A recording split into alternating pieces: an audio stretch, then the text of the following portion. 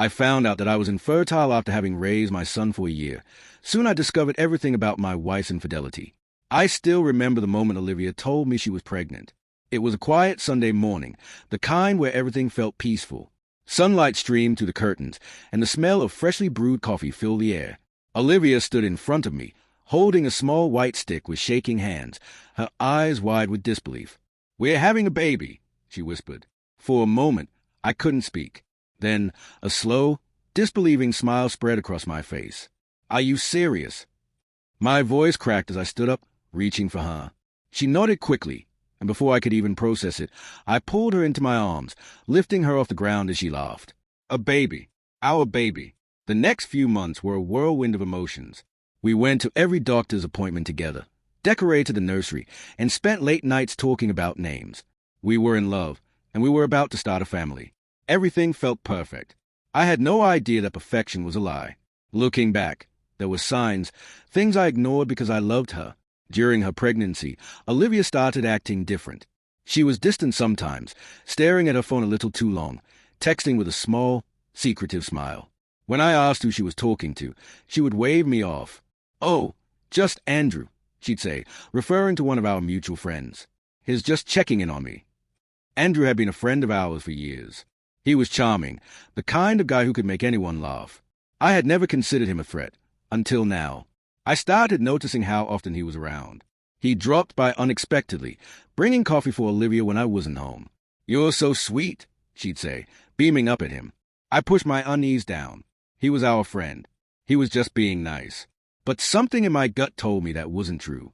The day Olivia gave birth was the happiest day of my life. After hours of labor, I held my daughter in my arms for the first time. She was so small, so fragile, with dark curls and big brown eyes that blinked up at me like she already knew me. I cried.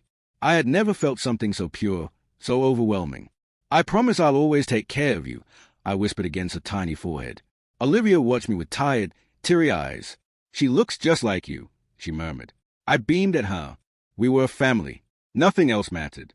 But fate had other plans. About 6 months after the birth, Olivia became even more withdrawn. She was always glued to her phone, smiling at messages she never shared. I started checking when she wasn't looking, but the notifications were always cleared. One night, as she sat on the couch texting, I leaned over and asked, "Who's that?" She flinched slightly before forcing a laugh. "Just Andrew. He's checking in on work stuff." Work stuff. Andrew didn't even work in the same industry as Olivia. But I let it go, because I trusted her, because she was my wife. Because the alternative, that she was cheating on me, was too painful to consider. The truth came in pieces. At first, it was a doctor's appointment that revealed I was infertile. Then, it was a paternity test that confirmed my daughter wasn't mine. But the worst part was watching Olivia's face when I confronted her. She didn't deny it. She didn't try to fight back. She just cried. And then, in a soft, broken voice, she whispered, "It was Andrew." Everything inside me collapsed. The man I had welcomed into my home. The man I had trusted. He had betrayed me in the worst possible way. I went to see Andrew the same night. When he opened the door, his face drained of color. He knew why I was there. "I didn't mean for it to happen," he stammered. "It was just a mistake." "Mistake?" My voice was sharp, filled with rage. "That's your child." I can't be a dad," he muttered. "This isn't my problem." He slammed the door in my face. That was all I needed to know. He had used my wife.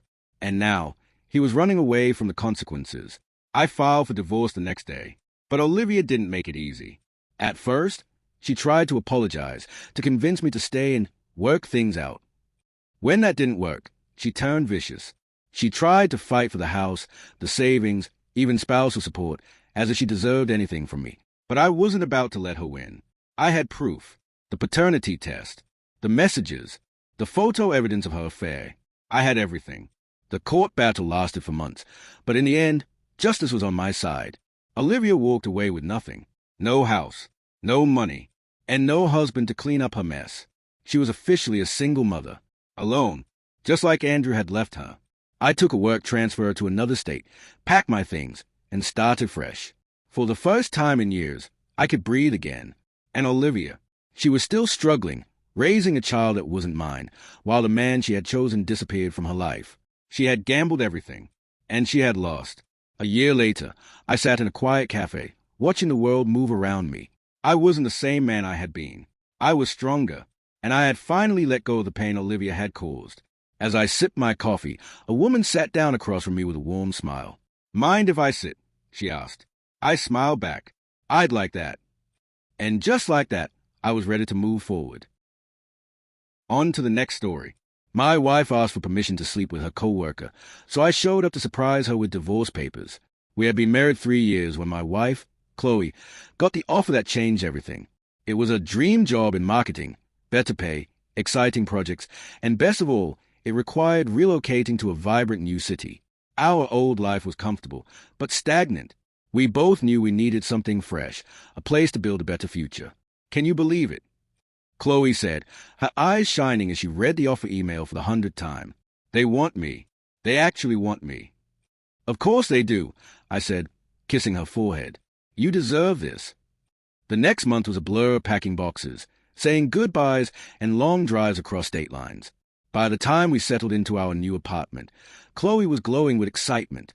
Our future stretched out before us, brighter than ever. I believed that we were starting the best chapter of our lives. Little did I know, this was the beginning of the end. Chloe dove into her new job head first. Her days became long, her evenings occupied with work calls and emails. At first, I was proud, watching her thrive. She glowed when talking about campaigns, deadlines, and her colleagues, especially him, Ethan. It started with mentions here and there. Ethan had good ideas. Ethan made her laugh. Ethan stayed late to help her finish their projects. I nodded along, happy she had found friends at work. But soon Ethan became a constant presence in her conversations. It wasn't anything obvious, not at first, just anecdotes over dinner, laughter while texting, her eyes brightening whenever she mentioned his name. I began to worry, but I told myself I was being paranoid. After all, we had always trusted each other, until she asked a question that shattered everything. Chloe and I sat across from each other at dinner. The silence had become uncomfortable. She took a deep breath and set down her fork. "Can we talk?" she asked, her voice strained. My heart skipped. "Sure, what's up?" She didn't meet my eyes. "Ethan and I, we have chemistry. It's been distracting me, and I need your permission to, just one time, to get it out of my system." I stared at her, my heart thundering. "Excuse me." She quickly raised her hands. "It doesn't mean anything. I love you, but Ethan and I work so closely. There's tension between us, and I think it would help just once." My stomach dropped. "You want permission to sleep with another man?" Her voice trembled. "I don't want to lie to you, so I thought I'd ask." My throat tightened. "And if I say no?" She hesitated, eyes pleading. "Then I'll respect your wishes." But I knew better. She was already half gone. I spent that night on the couch, unable to sleep. Thoughts raced endlessly through my mind. Was this really happening? The Chloe I knew would never have suggested something like this. Was I not enough for her anymore? Every memory of our relationship replayed itself in my mind. Our first date, our wedding day, the promises we'd whispered late at night. It all seemed like a cruel joke now. By morning, I had made a decision. I wouldn't beg her to stay faithful, but I couldn't pretend I was okay with it, either. She had revealed something about herself I couldn't unsee. It felt like betrayal, even though nothing had happened yet. Still, I had a plan. The next evening, Chloe approached me cautiously, sitting on the edge of our bed. She reached for my hand, her touch gentle but hesitant. "I'm sorry," she whispered. "I shouldn't have asked. Forget it."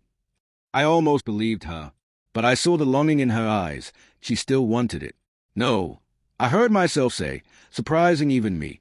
"You should do it." She blinked in confusion. "Really?" "Yeah," I said, my voice hollow.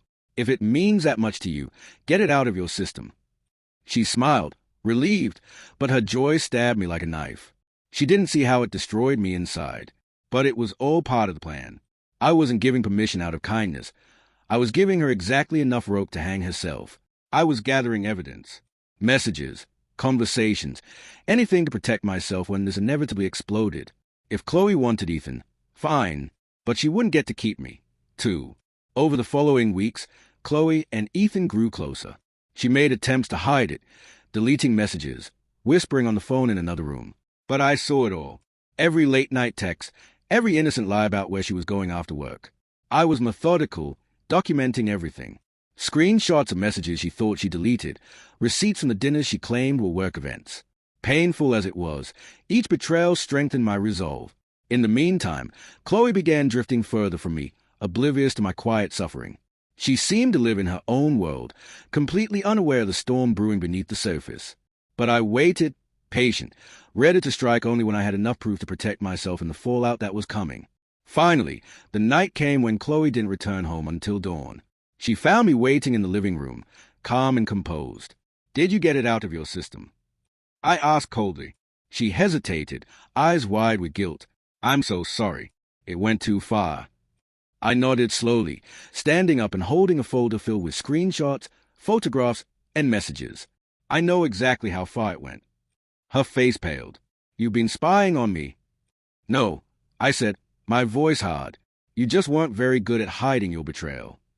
She reached for me desperately. "Please, this was a mistake. I love you." "Funny way of showing it," I whispered. I placed divorce papers on the table. "You wanted Ethan, now you can have him." She sank to the floor, weeping, but I had already walked out. Leaving Chloe wasn't easy, but it was necessary. I refused to be the man who stayed out of fear of loneliness or out of misguided loyalty. She had already made her choice. The divorce was messy, emotional, but I held firm. My evidence protected me, ensuring I wasn't the one left broken. Friends and family stood by my side, stunned by her actions. After it was done, I requested a transfer through Wake, determined to put physical and emotional distance between us. Moving to a new city allowed me to breathe again. At first, I kept to myself, reluctant to let anyone in. But slowly, I built a new life. Friends, hobbies, and even dates started filling my days. Months turned into a year. One evening, at a local bookstore, I met someone new, a woman named Lily. She was kind, warm, and genuine in a way I'd almost forgotten existed. Lily reminded me that not everyone betrays trust, that real love could still be out there, untainted by selfish desires. We took it slow, and eventually I allowed myself to open up again. Years later, standing on the shore with Lily, watching the sunset, I realized how far I'd come. My marriage with Chloe felt distant now, a painful lesson that shaped the person I'd become. I learned that love isn't about sacrifice and betrayal. It's about respect, honesty, and trust. And with Lily, I found a relationship built on these very things. The past no longer haunted me. Instead, it strengthened me, made me wiser, and taught me exactly what I deserved. For the first time in years, I felt at peace. What did you think of these stories? Let me know your thoughts about them in the comments, and thanks for listening.